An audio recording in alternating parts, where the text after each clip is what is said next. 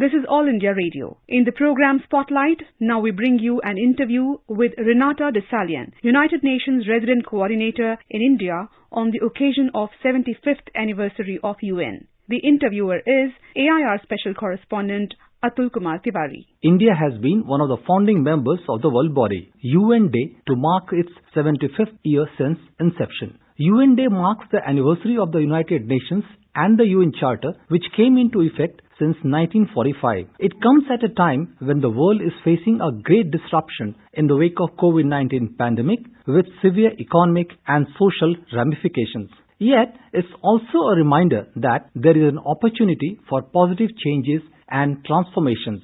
We have with us Renata Dessallien, UN Resident Coordinator in India, to share her insights into how effective UN has been as an organization in the global arena. Welcome, Ms. Renata Dessallien. Ms. Renata Dessallien has been with the United Nations for over 3 decades in Africa and Asia. Prior to her current assignment as UN Resident Coordinator in India, she was a Senior Fellow at the Oslo Governance Center at UNDP in Norway. Ms. Dessallien has worked as UN Resident Coordinator and UNDP Resident Representative in Bhutan, Bangladesh, China and Myanmar for over 15 years. Her repertoire includes the works in the field of good governance and poverty reduction at the UN in Mali, Laos and in New York. She holds a master's degree in public administration from Howard University, a Master of Arts from Columbia University and a Bachelor of Music from the University of Ottawa. Ms. Renata, at the outset to say so, congratulations on the Platinum Jubilee, as we say about the UN. It has really been a landmark feat for United Nations in the 75th year since its inception. The World Body has come a long way. It has been virtually operating in every sphere of life for the welfare of humanity. Can you summarize the key achievements of UN over the years?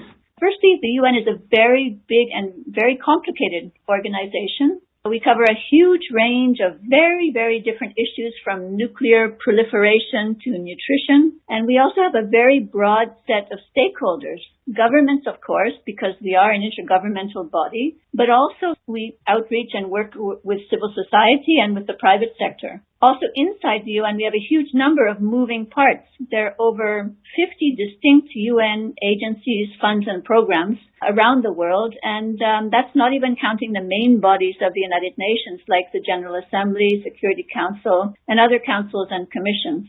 And secondly, the UN was established with quite a few contrasting and sometimes even contradictory characteristics. For example, the UN was established with, it basically was established as a bold experiment in global governance, but it was not given the powers to actually be a global government. All those powers remained with the member states. The dominant organizing principle in today's multilateralism remains the sovereignty of member states. So we're still in what I would call a global governance light phase of multilateralism. And thirdly, the UN was given a huge number of crucial global mandates and issues to work on, but without the needed resources to, achieve the expected results. So all of this leads to some misunderstandings and sometimes even frustrations. And it's not, a surprise that, at the one and the same time, the UN is both ahead of its times, with its aspirational norms and values, and at the same time behind the times, with inadequate funding, resources, etc. You rightly summed up in terms of the context that, the issue of multilateralism as a major issue in which a lot of headway has been made up with the help of UN, and it has played a stellar role with many countries in this region as well. We're talking about some of the achievements of UN. How effective has been it as an organization over the years? Well, the UN established basically fundamentally to prevent a third world war. It was, established in the ashes of the Second World War, and the international community had had enough, and there was a strong desire not to go there again. And we can say in the 75 years since the establishment of the UN, there has not been a third world war. We have seen regional crises, and they've even risen in various parts of the world, but interstate conflicts have declined, and there's been no third world war since the UN was established. So that's not a small accomplishment. I would say also that the UN enabled member states to elaborate a very robust and comprehensive body of international law. If you just take, for example, in the human rights field, in addition to the Universal Declaration of Human Rights, which still rings aspirational, these days, and the 2 covenants that go with it, plus some 80 treaties and declarations that have been signed around it, we now have a very, very solid set of international standards for global conduct. Third is decolonization. I know that, dates us because people don't really think much about decolonization anymore, but it was the UN that pushed for and oversaw the decolonization of many parts of the world, liberating scores of countries from colonial domination. That's not negligible. It's quite interesting insight you have been sharing. While a lot of things have been given, you spoke about the world standards in different sectors which have been given by UN. But at the same time, there have been challenges across the globe, be it in the area of conflict resolution or be it a case of crisis management. How has UN been able to cope up with these challenges?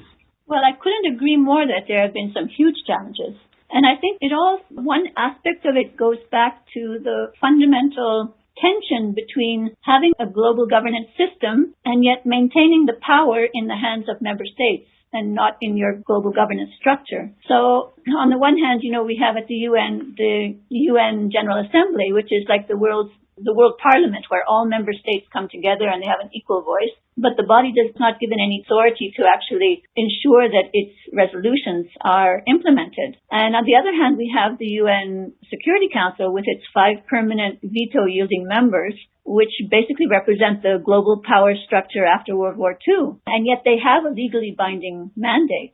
So this is quite a big challenge. I mean, we have a central body with teeth that no longer represents the geopolitical realities of today. And as you know very well, India has been very vocal on this, and rightly so. India certainly deserves, to have a permanent seat on the Security Council. Yet reform of the Security Council looks like it's going to take still quite a bit more time. You mentioned challenges also in the context of COVID. The world has clearly in the last, several years moved away from multilateralism. And that makes it extremely difficult for the UN to do its job. It's hard for the UN to do its job anyway, but when certain countries, and particularly powerful countries, move away from multilateralism, the UN is really facing a very, very difficult situation. And COVID has put that, up front and center on people's radar screen. Basically, the UN is there for the global public good and can only operate well when countries cooperate together. Talking about the challenges, what we have seen this year that the COVID-19 pandemic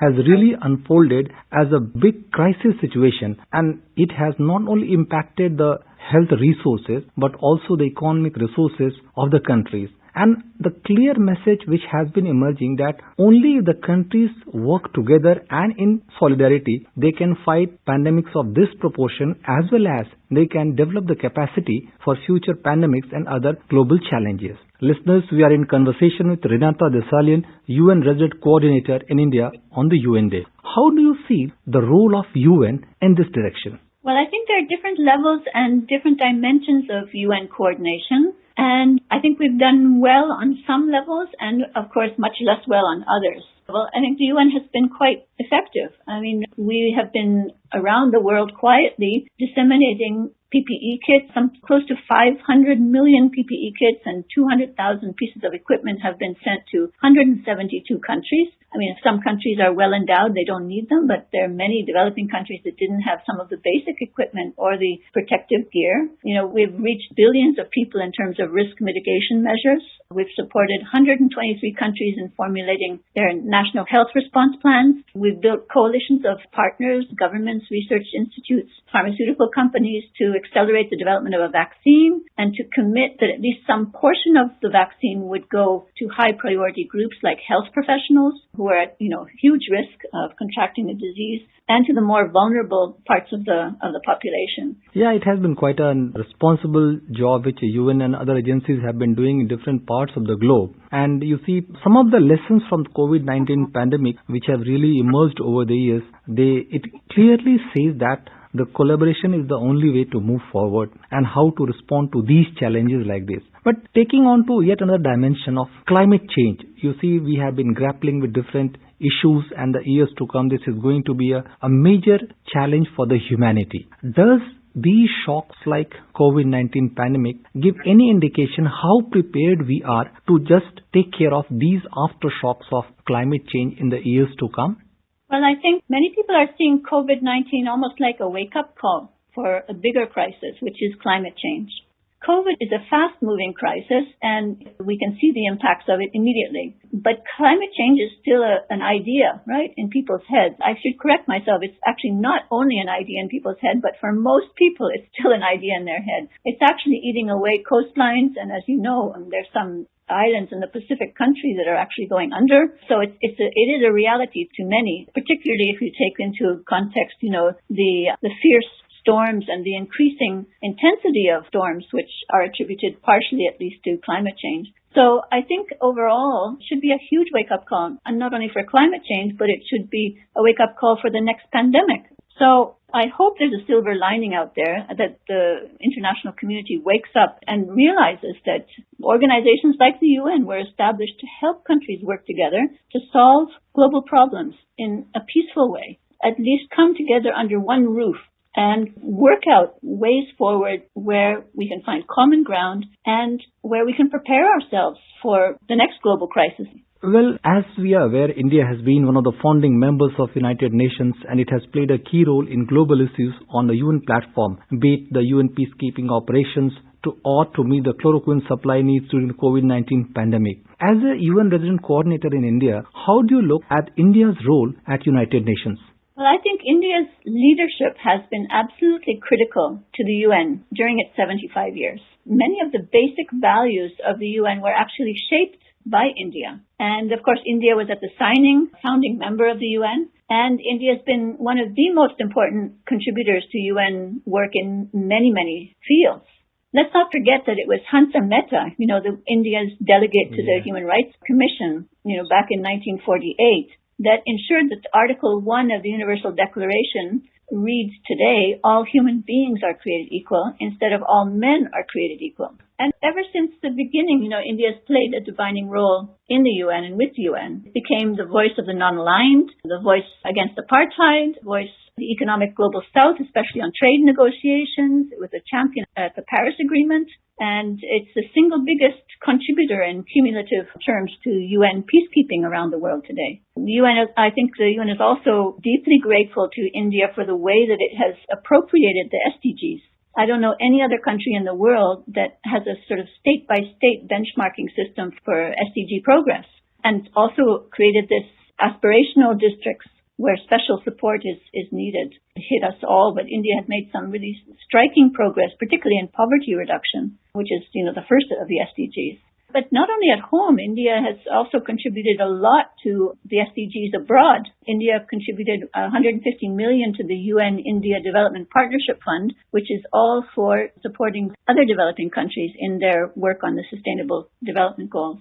But India did much more. With its relationship with the UN, International Day of Yoga is thanks to India, and it's a hugely popular day around the world. The establishment of the International Solar Alliance, for example, and more recently the Coalition for Disaster Resilient Infrastructure. These are initiatives that really shows India's commitment to multilateralism, as well as, of course, to the UN. And maybe I can just also say that while everybody was struggling with COVID back in their home countries, India, in spite of the challenges, found ways to provide medical assistance to 133 countries.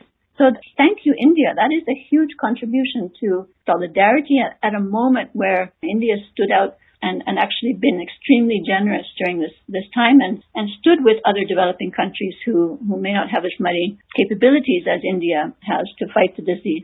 So I think that the multilateralism of the future will definitely be stronger and more effective because of India's contribution. India's rich history and her culture is infused, with centuries of civilization. And that comes through with her contributions to the UN, contributes a profound understanding and a deep sense of our common humanity. Thanks for your really sound words related to the India's role at the world body. Listeners, we are in conversation with Renata Dessallien, UN Resident Coordinator in India on the UN Day. It has been a pleasure talking to you. Thanks for joining us. Thank you so much, Atul. A great pleasure for me to talk to you. You were listening to an interview with Renata Dessallien, United Nations Resident Coordinator in India, on the occasion of 75th anniversary of UN.